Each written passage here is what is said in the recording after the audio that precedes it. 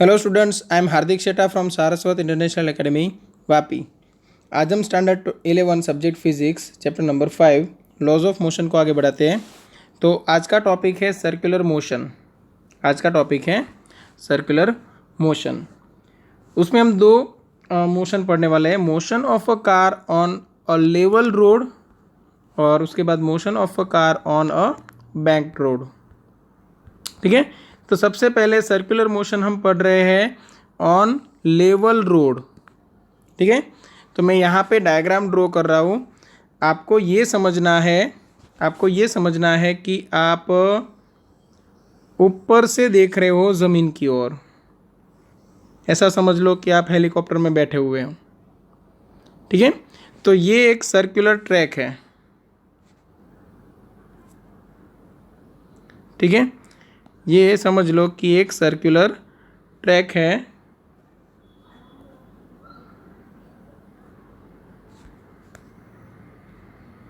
और उसके ऊपर एक कार चल रही है। ठीक है, और कार है, उसकी डायरेक्शन कुछ इस तरह है। समझो कि ये कार है और उसको मूव होना है ये सर्कल में। ठीक है,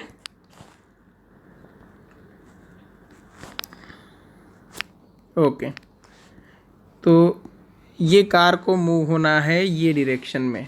क्लियर है ना? चलो, ये जो सर्कुलर ट्रैक है उसकी रेडियस, सर्कुलर ट्रैक की रेडियस, सपोज ये सेंटर है, यहाँ से यहाँ तक का डिस्टेंस एग्जैक्ट सेंटर पे ले रहे हैं हम, यहाँ तक, ये कैपिटल आर है। ठीक है, अब जब हमें पता है कि कार सर्कुलर ट्रैक पे चलती है तो उसके ऊपर डायरेक्टेड अवे फ्रॉम सेंटर एक फोर्स लगता है जिसको हम बोल सकते हैं शूडो फोर्स। शूडो फोर्स मतलब क्या? एक्चुअल में कोई फिजिकल फोर्स नहीं लगता, बट ड्यू टू मोशन, ठीक है, due to change in velocity एक टाइप का एक्सेलरेशन क्रिएट होता है और जिसकी वजह से फोर्स लगता है। ठीक है, आप 9th स्टैंडर्ड में ये पढ़े थे और इस फोर्स को हमने नाम दिया था सेंट्रीपिटल फोर्स, याद होगा आपको। और वो फोर्स की वैल्यू क्या थी? तो ये फोर्स की वैल्यू थी mv² सपोज ये v वेलोसिटी से आगे ट्रैवल कर रही है। ठीक है, तो मैं यहाँ पे सारे फोर्सेस दिखा देता हूँ। सबसे पहले उसका खुद का आप बोल सकते हो वेट। सपोज ये कार का मास है m, तो उसका खुद का वेट है वो mg रहेगा। अब उसके लिए आपको कार का फ्रंट व्यू देखना पड़ेगा, इसीलिए हम फ्रंट व्यू यहाँ पे अलग से दिखा देते हैं। सपोज ये कार है, ये लेवल रोड हो गया उसके लिए, और यहाँ से कार चल के आ रही है।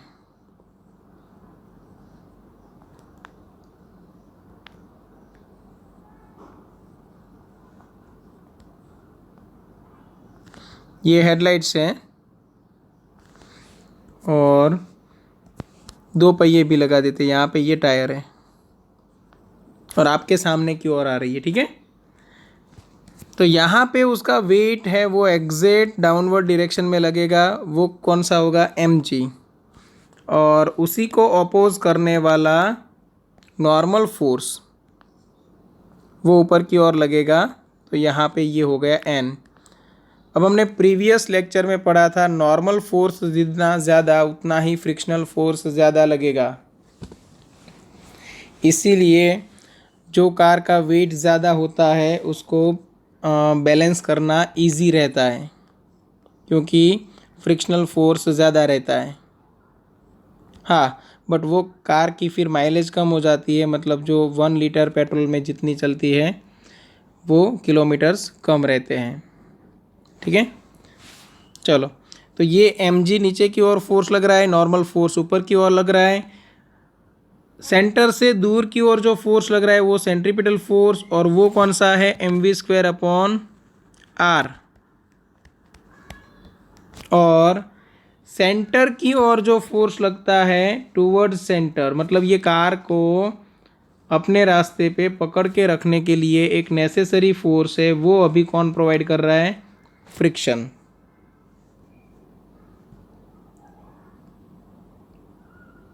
ठीक है।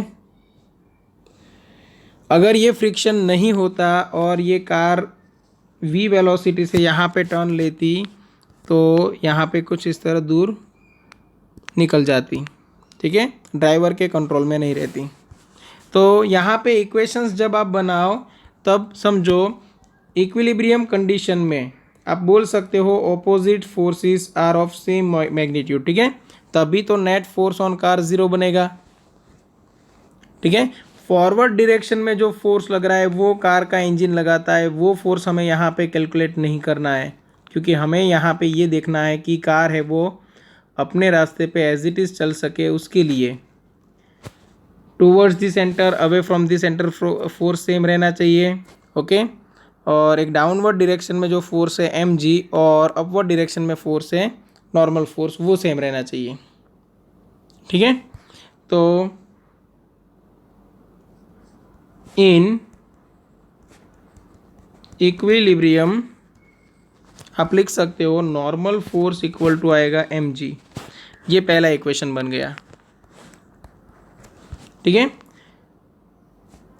ये एक इक्वेशन बना। सेकेंड इक्वेशन देखो, यहाँ से पता चल जाएगा कि जो फ्रिक्शनल फोर्स लग रहा है वो प्रोवाइड कर रहा है नेसेसरी सेंट्रीपिटल फोर्स।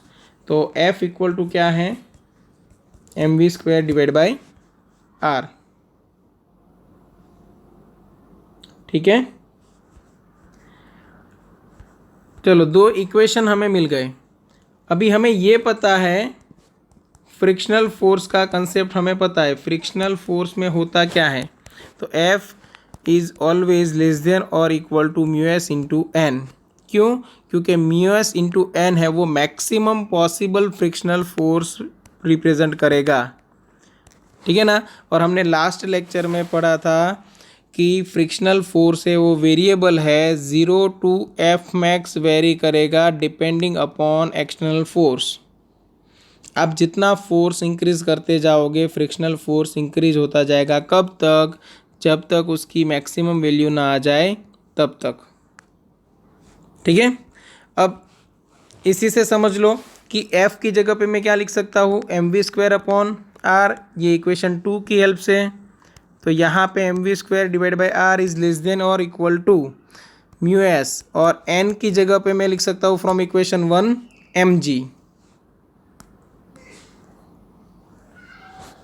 ठीक है। तो इससे मुझे वेलोसिटी की एक लिमिट पता चलेगी। तो V square is less than और इक्वल टू क्या आएगा यहाँ पे, mu S, M M cancel हो गया, जी आर, ठीक है। आर हम पहले लिख देते हैं, बोलने में इजी रहेगा, म्यू एस आर जी। हमने रेडियस कैपिटल आर लिया था तो यहाँ पे कैपिटल आर में कन्वर्ट कर देते हैं, ठीक है, ओके। तो V square equal to mu S R G मिल गया, ठीक है। तो यहाँ पे v इक्वल टू क्या मिलेगा, under root mu S R G. ये तो v लेस देन और इक्वल टू, देखो ये कंडीशन है कि अगर आप इतनी स्पीड या तो उससे कम स्पीड से कार चलाओगे तो कोई टेंशन नहीं है, ठीक है। बट अगर इससे ज़्यादा स्पीड हो गई तो क्या होगा, ये फोर्स इंक्रीज हो जाएगा, frictional force maximum range limit पे आके रुक जाएगा, ठीक है ना। एफ मैक्स से ज़्यादा फोर्स नहीं लग सकता, तो वो एक लिमिट के बाद इंक्रीज होना बंद कर देगा। बट ये इसकी कोई लिमिट नहीं है, यहाँ पे जितनी वेलोसिटी बढ़ाओगे उतना ही आउटवर्ड डायरेक्शन में फोर्स इंक्रीज होता जाएगा। और अगर सर्टेन वेलोसिटी से ज़्यादा अगर आपने स्पीड बढ़ा दी तो एक्सीडेंट हो सकता है, ये कार बाहर की ओर फिक जाएगी, ठीक है। तो यहाँ पे आपको फॉर्मूला डिराइव करना है maximum speed, okay, for safe motion. तो आप बोल सकते हो मैक्सिमम स्पीड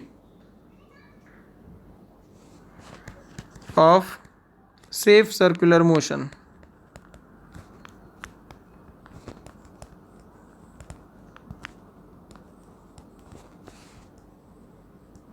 चलो V max, V max equal to क्या होना चाहिए, तो V max equal to under root mu S R G होना चाहिए, तब यहाँ पे इक्वल टू साइन आ जाएगा।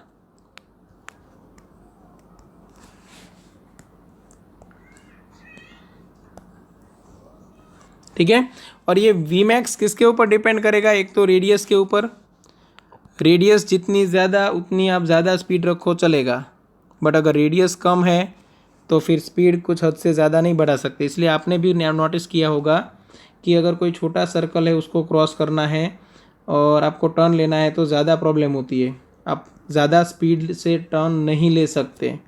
अगर वही उतना बड़ा सर्कल है तो आप अपनी जो बाइक है, स्कूटी जो भी है, आप ज़्यादा स्पीड रख के टर्न ले सकते हो, क्योंकि जितना कम रेडियस उतना ही ये फोर्स बढ़ेगा।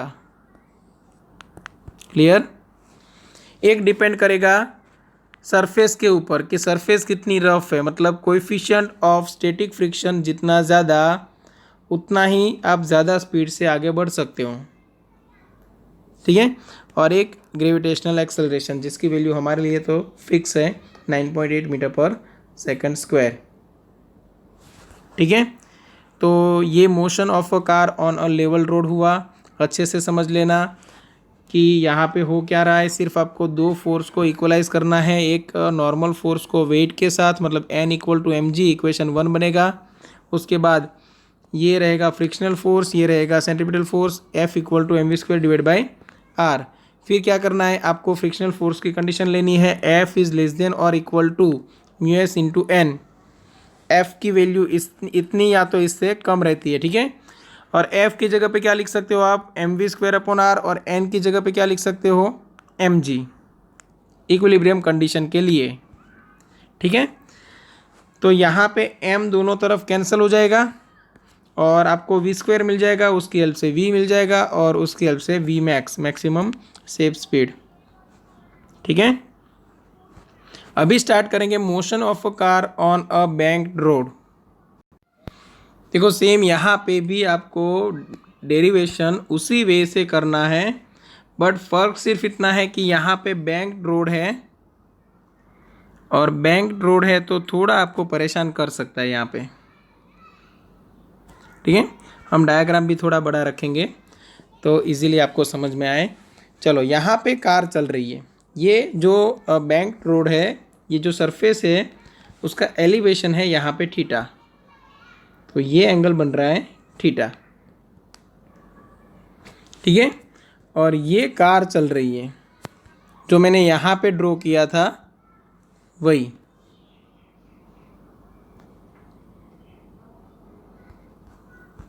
थोड़ा अच्छे से यहाँ पे मैं ड्रॉ कर देता हूँ इस तरह।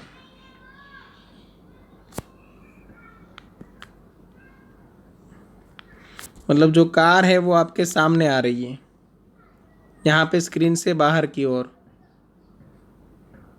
आपने शायद ऐसा कुछ नाम सुना होगा मेले में या कहीं पे, मौत का कुआं, ऐसा कुछ। ठीक है, तो उसमें जैसा होता है एग्जैक्ट वैसे ही यहाँ पे कार चल रही है, ऐसा समझ लो। ये हेडलाइट्स हैं और यहाँ पे ये टायर। ठीक है, तो मतलब यहाँ पे ये ऐसे हॉरिजॉन्टल सर्कल फिनिश करेगी। अब ये 3D में है, मैं आपको एग्जैक्ट नहीं दिखा सकता, बट समझो कि ये स्लोप है ना वो सर्कुलर शेप में है। ठीक है, और उसमें ये गाड़ी चल रही है ऐसे, हॉरिजॉन्टल सर्कल फिनिश होगा यहाँ पे। तो मोशन है उसका पाथ कुछ इस तरह बनेगा, ये हॉरिजॉन्टल सर्कल में आगे बढ़ रही है स्लोप के ऊपर।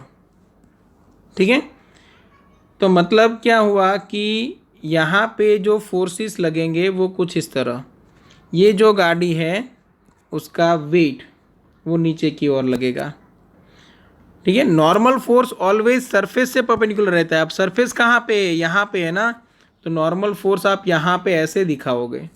जो नॉर्मल फोर्स हमने यहाँ पे स्ट्रेट वर्टिकल दिखाया था वही नॉर्मल फोर्स आपको यहाँ पे, नॉर्मल मतलब परपेंडिकुलर, तो सरफेस से परपेंडिकुलर बताना है, ठीक है। चलो वो हम कर लेंगे। अब मैं आपको यहाँ पे एक सजेशन दे रहा हूँ कि यहाँ पे सबसे पहले एक्सिस पसंद कर लो अपनी, ठीक है। जैसे मैं यहाँ पे ये जो कार है ना वो हॉरिजॉन्टल सर्कल में मोशन कर रही है, इसलिए जो ये हॉरिजॉन्टल लाइन मैंने यहाँ पे खींची है उसी को मैं मान लेता हूँ एक्सिस, ठीक है। तो ये मेरे लिए बन गई एक एक्सिस। सेम वे यहाँ पे ऐसे ये वर्टिकल एक्सिस हो गई।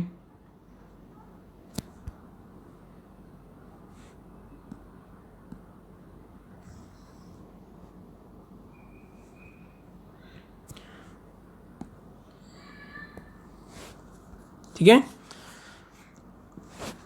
क्यों वो भी समझना कि यहाँ पे हॉरिजॉन्टल सर्कल में कार की मोशन हो रही है, तो मैंने एक्सिस को भी हॉरिजॉन्टल पसंद कर लिया, एक एक्सिस को, किसी भी एक एक्सिस को, और दूसरी एक्सिस को फिर मुझे लेना पड़ा वर्टिकल। अब देखो फोर्सेस दिखाते हैं, यहाँ पे नीचे की ओर आप फोर्स दिखाओगे mg। अब चेक करो कि ये जो mg है वो किसी एक एक्सिस के ऊपर है, तो हाँ है। कौन सी एक्सिस के ऊपर? ये वाली, है ना। तो एक्सिस के ऊपर है इसीलिए हमें उसके कंपोनेंट्स लेने की ज़रूरत नहीं है। क्लियर। नॉर्मल फोर्स कहाँ पे लगता है? नॉर्मल फोर्स सरफेस से परपेंडिकुलर लगता है, मतलब कुछ इस तरह। तो देखो यहाँ पे जो नॉर्मल फोर्स है उसकी डायरेक्शन एक्सिस की डायरेक्शन में नहीं है, ये ना तो वर्टिकल एक्सिस में है ना तो हॉरिजॉन्टल एक्सिस में है, कहीं और है। तो फिर उसके आपको कंपोनेंट्स लेने पड़ेंगे, क्योंकि आप तभी फोर्सेस को इक्वलाइज कर पाओगे। क्लियर। तो यहाँ पे अच्छे से याद रखो, ये एंगल बनेगा थीटा, क्योंकि यहाँ पे देखो z बनेगा, है ना। तो ये एंगल सेम रहते हैं। तो ये एंगल अगर थीटा है तो ये 90 माइनस थीटा, क्योंकि नॉर्मल है तो मतलब यहाँ पे 90 डिग्री बन रहा है, ठीक है। ये थीटा, ये 90 माइनस थीटा, तो ये वाला फिर से थीटा, मतलब यहाँ पे एंगल बन रहा है थीटा। और वहाँ पे अगर एंगल थीटा बन रहा है तो ये एन के दो कंपोनेंट, एक ऊपर की ओर आएगा एन कॉस थीटा और एक इधर आएगा एन साइन थीटा। अब कोई फोर्स बाकी रह गया तो चेक कर लो। तो एक रहेगा फ्रिक्शनल फोर्स, ठीक है। तो फ्रिक्शनल फोर्स कहाँ पे लगेगा? तो उससे पहले आप बात कर लो सेंट्रीपिटल फोर्स की। अब सेंट्रीपिटल फोर्स कहाँ पे लगेगा? देखो, तो यहाँ पे ये सर्कल बन रहा है, सर्कल का सेंटर यहाँ पे होगा, तो सेंटर से दूर की ओर mv² फोर्स लगेगा। तो यहाँ पे आप mv² ऐसे दूर की ओर दिखा दो, वही सर्कल से mv²। अब ये ऑलरेडी एक्सिस पे है, कौन सी? ये हॉरिजॉन्टल एक्सिस पे। देखो, तो फिर कंपोनेंट्स लेने की ज़रूरत नहीं है। और जो फ्रिक्शनल फोर्स लगेगा वो कार को, मतलब ये जो सेंट्रीपिटल फोर्स है उसकी वजह से ये ऊपर तरफ मोशन करने की ट्राई करेगी, उसको ऑपोज करेगा। मतलब फ्रिक्शनल फोर्स लगेगा वो नीचे की ओर लगेगा, ऐसे। एक्चुअली ये यहाँ पे नहीं होता, टायर और ये सरफेस के बीच में होता है, बट मैं एक ही पॉइंट से दिखा रहा हूँ। तो यहाँ पे लग रहा है कौन सा फोर्स? Frictional force. अब देखो यहाँ पे बन गया एंगल थीटा, तो फ्रिक्शनल फोर्स के भी दो कंपोनेंट्स आए। कौन कौन से? तो फ्रिक्शनल फोर्स के दो कंपोनेंट है, उसमें यहाँ पे ये डायरेक्शन में एक कंपोनेंट रहेगा F cos theta, frictional force का ये कंपोनेंट रहेगा एफ कॉस थीटा, और एक नीचे की ओर एक कंपोनेंट रहेगा, वो रहेगा एफ साइन थीटा। ठीक है, ये मेन डायग्राम ही है जिससे आपको मतलब पता चल जाएगा कि इक्वेशंस कौन कौन से बनने वाले हैं। ठीक है, अब एकदम इजी है, अभी तो हमें इक्वेशंस ही बनाने हैं। ये नए पेज से स्टार्ट कर देते हैं, तो स्टार्ट कर दो equation banana. In equilibrium condition क्या करोगे, ऑपोजिट फोर्सेस आर सेम। तो ये अभी देखो एक्सिस के ऊपर के ही फोर्स आपको ध्यान में रखने हैं, ये फोर्स की ज़रूरत नहीं है। क्यों? क्योंकि उसके दो कंपोनेंट हमने N cos theta N sine theta ले लिया है, फिर वापस कैलकुलेट करने की ज़रूरत नहीं है। अब देखो वर्टिकल एक्सिस पे देखो तो एक ही फोर्स है अपवर्ड डायरेक्शन में एन कॉस थीटा, और डाउनवर्ड डायरेक्शन में दो फोर्स है M G N F sine theta. तो आप बोल सकते हो एन कॉस थीटा जो ऊपर की ओर है is equal to M G plus F sine theta जो नीचे की ओर है। ये इक्वेशन 1। चलो फर्स्ट इक्वेशन फटाफट बन गया, ये फर्स्ट। अभी सेकंड इक्वेशन की बात करते हैं। तो हॉरिजॉन्टल फोर्सेस ले लो। अब हॉरिजॉन्टल फोर्सेस में यहाँ पे कौन कौन से हैं, N sine theta F cos theta. तो N sine theta plus F cos theta is equal to सामने कौन सा है, M V square upon R. ठीक है, ये इक्वेशन नंबर 2। बस अभी ये दो इक्वेशन को सॉल्व करना है और जो हमें इक्वेशन चाहिए वेलोसिटी का वो डिराइव करना है। अब इनको सॉल्व करने के लिए क्या कर सकते हैं समझो। तो हम यहाँ पे एक काम कर देते हैं, ये इक्वेशन 2 को थोड़ा नीचे ले लेते हैं, पहले इक्वेशन 1 में थोड़ा चेंज कर देते हैं। तो यहाँ पे मैं एक काम करता हूँ, एम जी अलग ले लेता हूँ। ठीक है, तो एम जी इक्वल टू क्या बचेगा, F sine theta minus N cos theta, और उसको मैं नाम दे देता हूँ equation 1 F sine theta minus N cos theta.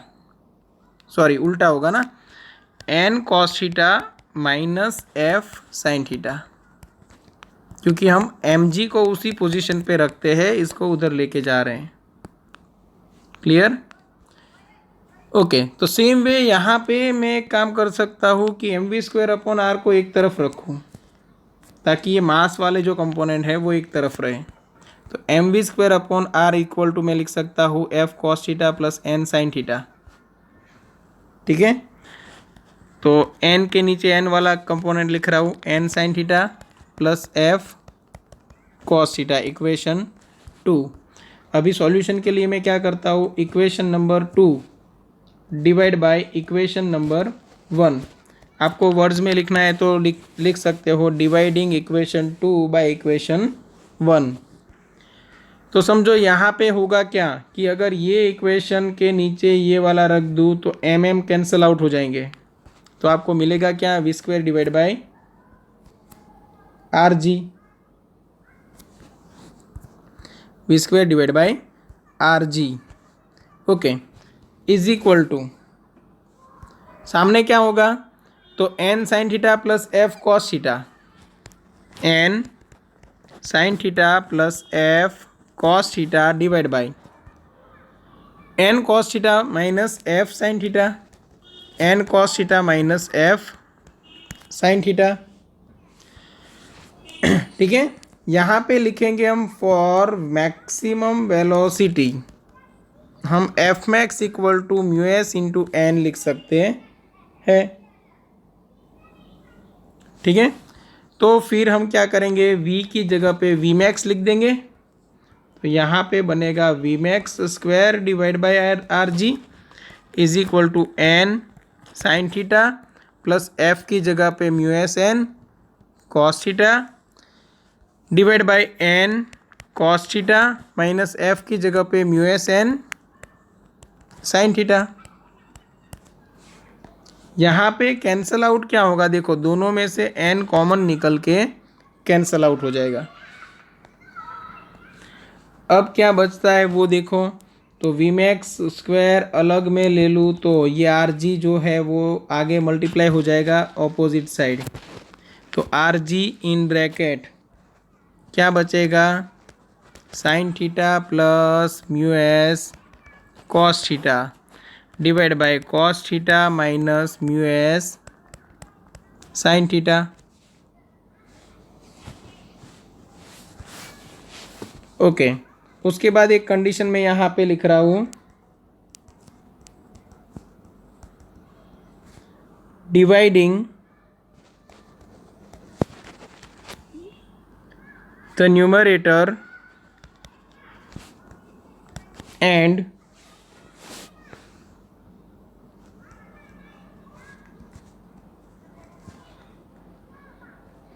Denominator by cos theta. देखो होगा क्या, तो V max square is equal to R G into, यहाँ पे देखो कॉस थीटा से हर एक टर्म को डिवाइड कर दो, sine theta upon cos theta क्या बनेगा, tan theta plus mu S. Okay, और कॉस थीटा कैंसिल आउट हो जाएंगे, यहाँ पे कॉस थीटा को कॉस थीटा से डिवाइड कर दूँ तो कैंसल आउट होके 1, और माइनस यहाँ पे बनेगा mu S into tan theta. अच्छे से अरेंज करके लिख देते हैं और दोनों तरफ अंडर रूट ले लेते हैं।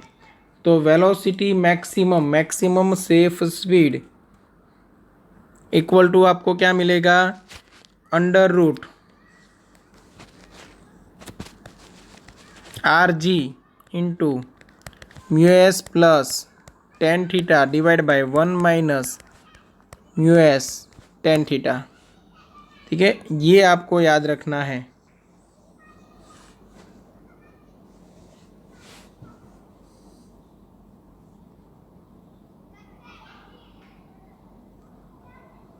ओके, और ये फॉर्मूला किसके लिए है, तो where V max equal to maximum safe speed on banked road.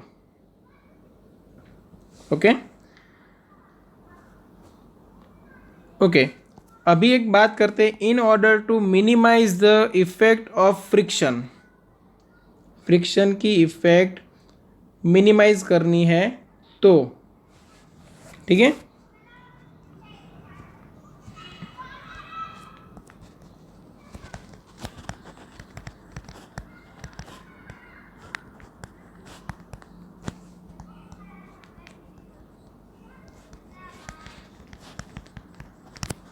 मतलब म्यू एस इक्वल टू आपको क्या ले लेना है, ज़ीरो।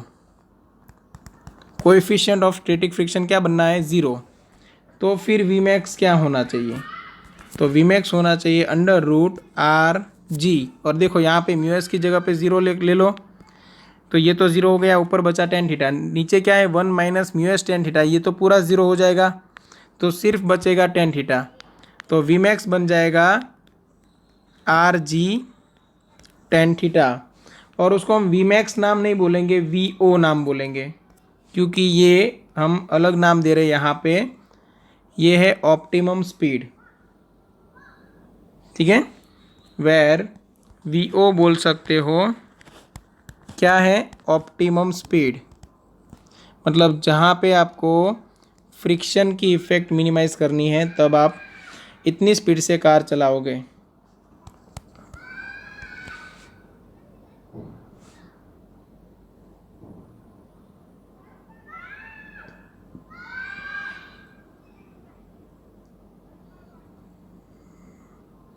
ओके, तो आप बोल सकते हो ये स्पीड पे फ्रिक्शनल फोर्स की ज़रूरत है ही नहीं, okay, to provide necessary centripetal force, अगर इस स्पीड से आप कार चलाते हो तो। क्लियर यहाँ तक, तो ये हो गया motion of car on banked road. ठीक है, डेरिवेशन इजी है, बट थोड़ा अच्छे से एक दो बार प्रैक्टिस कर लेना।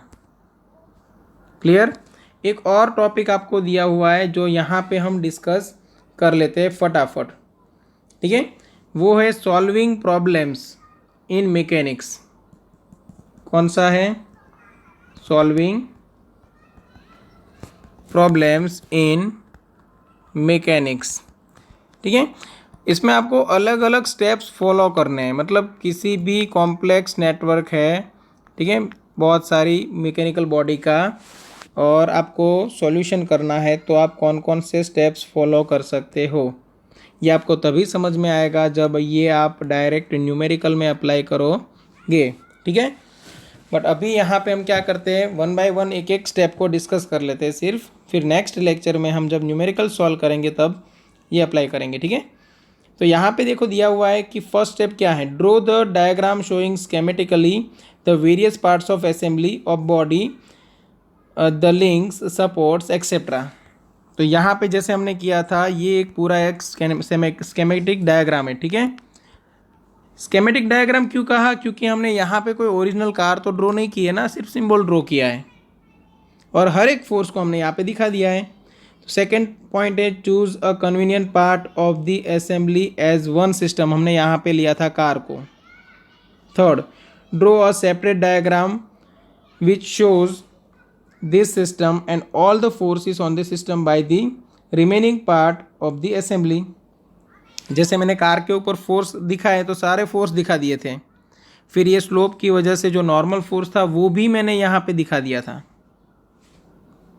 ठीक है, और खास लिखा हुआ है, do not include the forces on the environment by the system, मतलब सिस्टम के ऊपर कितने फोर्स लगते हैं या तो सिस्टम के अदर पार्ट्स की वजह से आपने जो सिलेक्ट किया है वो पार्ट के ऊपर कितने फोर्स लगते हैं वो दिखाने हैं, बट सिस्टम पूरी है उसकी वजह से आउटर एनवायरनमेंट पे क्या इफेक्ट आ रही है वो आपको नहीं देखना है। ठीक है, उसके बाद है in a free body diagram, मतलब ये देखो ये पूरा फ्री बॉडी डायग्राम हो गया क्योंकि हमने एक ही ऑब्जेक्ट के ऊपर जितने भी सारे फोर्स लगते थे सभी को दिखा दिया। ठीक है, अब वो ऑब्जेक्ट किसी और ऑब्जेक्ट के ऊपर क्या क्या फोर्स लगाता था उसकी हमने यहाँ पे चिंता नहीं की है, मतलब हम एक ऑब्जेक्ट को स्टडी करना चाहते थे, सपोज यहाँ पे कार है तो उसके ऊपर सारे फोर्सेस हमने दिखा दिए हैं, तो ये जो डायग्राम है उसको बोला जाता है फ्री बॉडी डायग्राम। ठीक है, in a free body diagram include information about forces that are either given or you are sure of, या तो फोर्सेस दिए हुए या तो आपको पता है कि ये फोर्स लगने ही वाला है। जैसे फ्रिक्शनल फोर्स दिया हुआ था, नॉर्मल फोर्स आपको पता था कि लगेगा ही, सर्कुलर मोशन है तो पता था कि ये mv²/r फोर्स आएगा ही। ठीक है, एक और स्टेप है, if necessary follow the same procedure for other choice of system. जैसे कि देखो यहाँ पे आपको कुछ ऐसा दिया हुआ है कि एक ब्लॉक है, यहाँ पे दूसरा ब्लॉक है, यहाँ पे एक पुली दी हुई है, यहाँ पे एक दूसरा ब्लॉक है, और ये है वो हॉरिजॉन्टल मतलब एक ग्राउंड, और इसके ऊपर हम यहाँ से एक एक्सटर्नल फोर्स लगाते हैं F। ठीक है, ये है M1, ये है M2 और ये है M3। जब हम बात करेंगे M1 की तब M1 के ऊपर जितने भी फोर्स लगते हैं सभी आपको दिखाने हैं। जैसे कि M1 के ऊपर राइट हैंड साइड की डायरेक्शन में ये फोर्स लगता है F, तो दिखा दो। ये M3 की वजह से बैकवर्ड डायरेक्शन में फोर्स लगेगा M3 इंटू एक्सेलरेशन A, तो वो भी रिप्रेजेंट कर दो। M1 का खुद का M1G फोर्स नीचे की ओर रिप्रेजेंट कर दो। M2 उसके ऊपर फोर्स लगा रहा है नीचे की ओर, M2G रिप्रेजेंट कर दो। ऊपर की ओर नॉर्मल फोर्स, ठीक है, और उसका खुद का एक शूडो फोर्स M1A लेना है तो ले सकते हो। क्लियर, और फिर फोर्सेस को बैलेंस करना है और इक्वेशन सॉल्व करो, आपको आंसर मिल जाएगा। ऐसे डायग्राम्स को बोला जाता है फ्री बॉडी डायग्राम। ठीक है, जब आप न्यूमेरिकल सॉल्व करोगे इजीली आपको सब कुछ समझ में आ जाएगा। टेक्स्ट बुक में पॉइंट्स दिए हुए हैं वो अच्छे से याद रखना है एग्ज़ाम के लिए। ठीक है, जो हमने यहाँ पे डिस्कस किए। ओके, चलो तो यहाँ तक रखते हैं। अगर कोई किसी को डाउट है तो एनी टाइम कांटेक्ट कर सकते हो। Okay, thank you.